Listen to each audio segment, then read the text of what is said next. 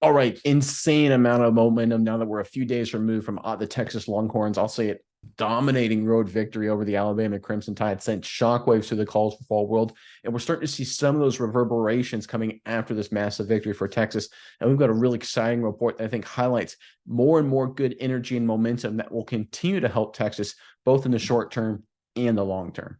Yeah, Nick, I think this was a huge, huge win for Texas. I think the story that you dug up just shows that it's going to have lasting effects going forward. And as more and more teams, more and more players see that Texas is back, they are dominating, they are coming up against really, really great opponents.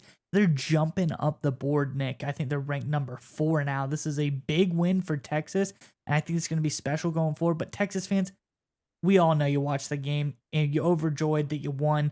But now go through, dissect the film, let us know who is your MVP of the game. I think there's a lot of great players out there, but let us know who was your MVP of the game in the comments section below. But Nick, let's get on into it. What's going on with Texas? Yeah, so obviously Texas, like you alluded to, they're a national title contender, college football playoff contender. As we sit a few weeks into the college football season, you beat an Alabama team in Tuscaloosa, especially the way they did it. I mean, that proves you're a contender. There's no doubt about that. But the momentum from a victory like this will have long-term effects for this program, even beyond this year, potentially. And we've got a story to highlight that, Miles. If you want to throw up the report from the comeback, I will read from that. All right, is Texas back? Who knows?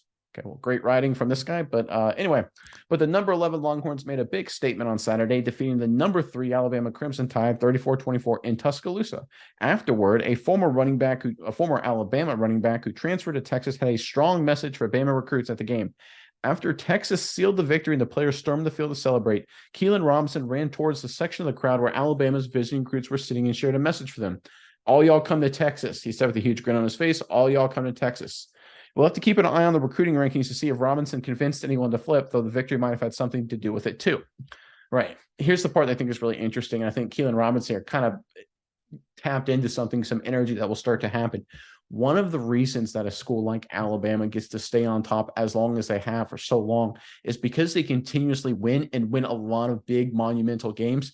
They get this constant, just elite 5-star recruiting pipeline to come into their program. It's so hard for other teams to kind of usurp them because they always have that recruiting pipeline.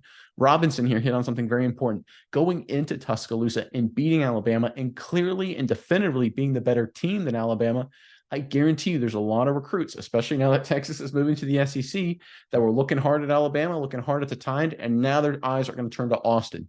Kids from Louisiana, right? Obviously, there's going to be a lot of competition between Alabama, LSU, and Texas for these kids.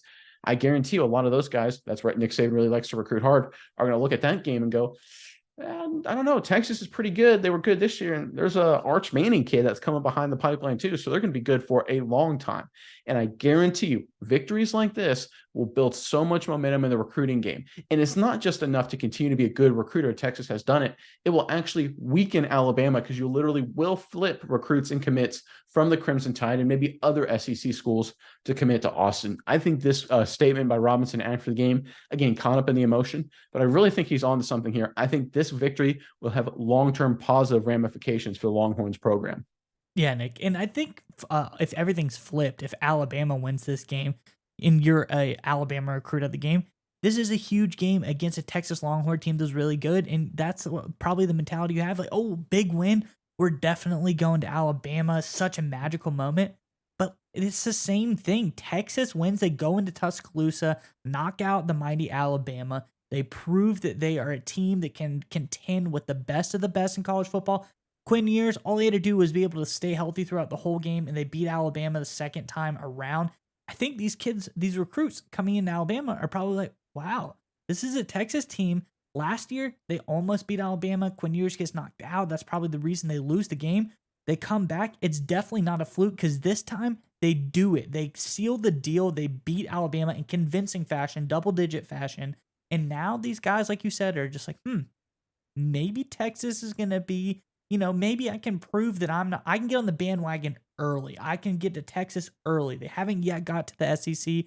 Maybe we start building, because when I go to Alabama, there's a lot of great players there. I might probably gonna have to sit behind 2 or 3 other guys before I make it onto the roster, only to play. I go to Texas. There's a lot of great players there, but maybe not as a big of a depth as Alabama has.